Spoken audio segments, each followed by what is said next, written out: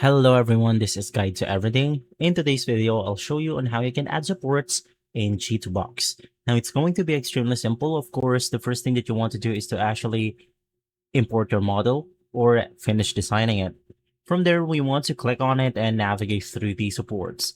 Of course, there's multiple supports that you can apply, but in our case, let's talk about more on the manual support and automatic support. Now, if you click on automatic support, it's going to be a lot easier. Just click on it. You could modify some parameters right here if you want to. But if you want to use the manual support, you could just click on it and same thing, modify the values, choose something like light, heavy, raft option, and more. So in my case, I'm just going to enable the contact or the auto cross bracing.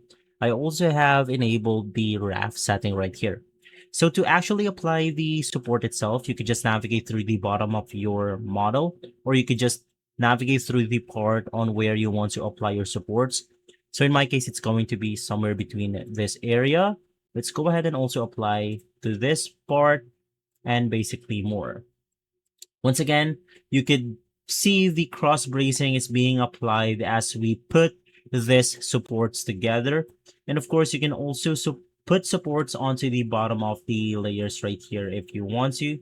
And as you can see, once again, it will automatically apply that cross bracing, which will then just make our support a lot stronger.